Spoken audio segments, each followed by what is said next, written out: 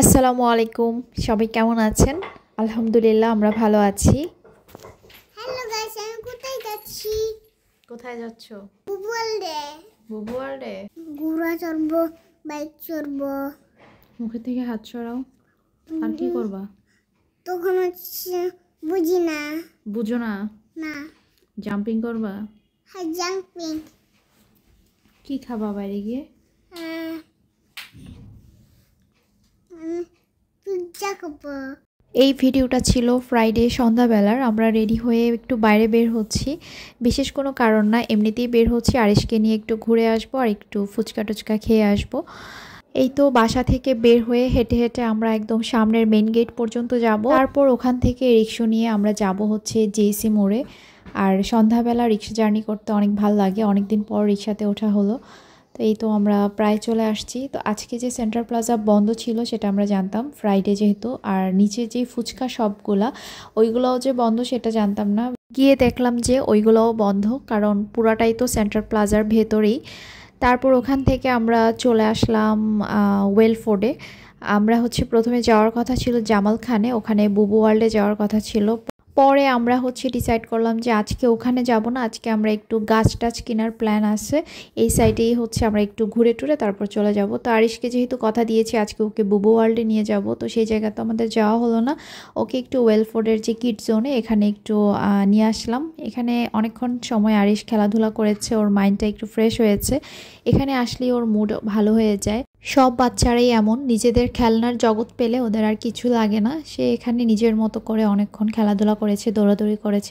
মোট কথা ওর যতক্ষণ এখানে থাকতে মন চেয়েছে ততক্ষণই আমরা এখানে ছিলাম।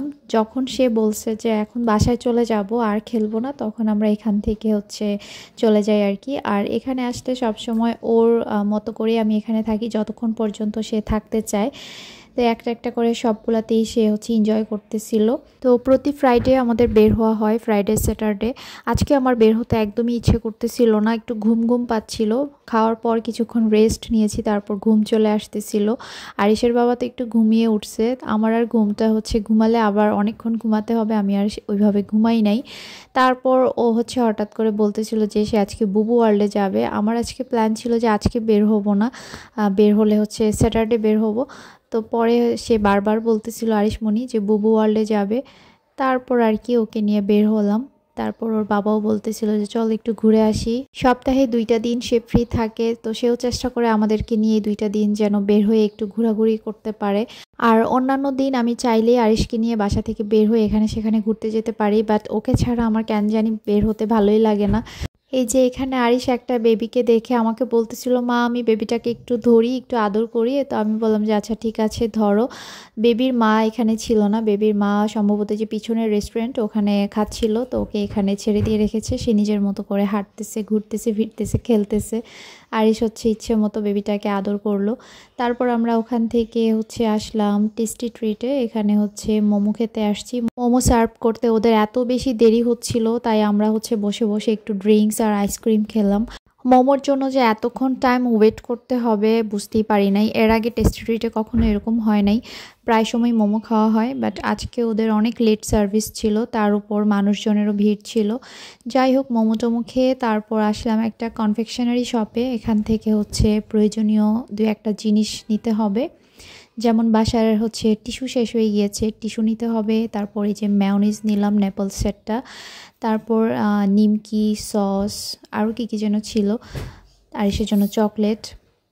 তারপর ওখান থেকে হচ্ছে আবার একটু মিষ্টিও খেতে ইচ্ছে করতেছিল, তো আরিশের বাবা এখান থেকে আবার অল্প কিছু মিষ্টি নিল।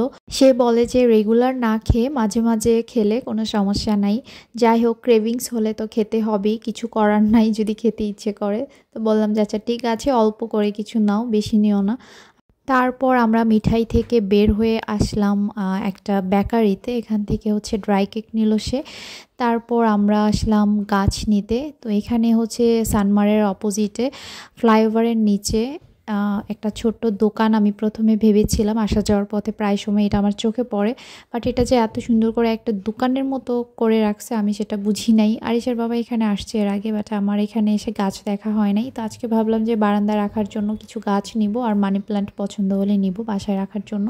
তারপর ভেতরে ঢুকেই দেখলাম যে মোটামুটি বড়সড়ই একটা দোকান, মানে ফ্লাইওভারের নিচের যেই জায়গাটা ওইটাই হচ্ছে চারপাশে হচ্ছে নেটের মতো করে দোকানের মতো করে ফেলছে আর কি। আর মাটির সুন্দর সুন্দর জিনিস ছিল, তবে ওনাদের মানি প্লান্টের যে কালেকশন গাছের এগুলো খুবই কম ছিল, লিমিটেড কিছু। আর যেগুলো ছিল এগুলো আমার খুব একটা পছন্দ হচ্ছিল না, শুধু এই বাঁশের যে এটা আমার একটু পছন্দ হয়েছে। তো ওনারা যে প্রাইস বলতেছিল এই প্রাইসতে আমার মনে হচ্ছিল যে একটু বেশি বলে ফেলছে। এটার প্রাইস 850 না জানি 900 বলছে। আমার মনে হচ্ছিল যে এটা এত বেশি হওয়ার কথা না। আর মানি প্লান্ট যেগুলো ছিল এগুলো আমার কেন জানি পছন্দ হচ্ছিল না, একটু মরা মরা টাইপের, তারপর অত বেশি একটা সতেজ লাগতেছে না। আর পাতাগুলোও জানি কেমন ধুলাবালি পড়ে আছে, বাট মানে পছন্দ হয় না আর কি। আমি ভাবছি যে এখানে আসলে আমার অনেক কিছু পছন্দ হবে, আর আজকে মূলত গাছ নেওয়ার উদ্দেশ্য করেই বাইরে বের হয়েছি, বাট এখানে বেশি একটা পছন্দ হয় নাই। তো চিটাগংয়ে কোথায় গেলে সুন্দর সুন্দর মানি প্লান্ট পাওয়া যাবে, আপনারা যারা চিটাগংয়ের আপুরা আছেন আমাকে একটু প্লিজ জানাবেন। তারপর আমরা ওখান থেকে 2টা হচ্ছে ফুলের গাছ নিয়ে চলে আসি বারান্দায় রাখার জন্য আর কি, ঝুলিয়ে রাখার জন্য। তো আমার হাজব্যান্ড বলতেছিল যে অনলাইন থেকে মানি প্লান্ট নিও, ওখানে হচ্ছে প্যাকেজ সহ পাওয়া যায়। যদিও আমি এর আগেও নিয়েছিলাম, আমার গাছগুলো মরে গেছে, তারপর হচ্ছে 2বার আনিয়েছিলাম টব ভেঙে যাওয়ার কারণে। তো এগুলো আসলে একটু ঝামেলা অনলাইন থেকে গাছ কেনা। যাই হোক বাসায় চলে আসছি। তো আজকের মেয়োনিজটা হচ্ছে দোকানদার আঙ্কেল আমাদেরকে মানে জোর করেই দিছে একরকম, সবসময় আমাদের আলফাটা খাওয়া হয়, তো আজকে বললো যে ন্যাপলসেরটা খেয়ে দেখেন, বললো যে এটাও অনেক ভালো। তারপরেই তো মিষ্টি বাসায় এসে আমরা খেয়ে ফেলছি, আরও কিছু আছে। তো এইগুলো এখন একটু গুছায় রাখবো। তো যে গাছ 2টা নিলাম এগুলো অনেকদিন পর্যন্ত বেঁচে থাকবে কিনা আমি জানি না, ওনারা বলছে যে অনেকদিন পর্যন্তই নাকি এগুলো বেঁচে থাকে। আর ফুল 2টার নাম কি বলছে আমি ভুলে গেছি এখন, বাট কালার অনেক সুন্দর ছিল। তো আজকে এ পর্যন্তই, আল্লাহ হাফেজ।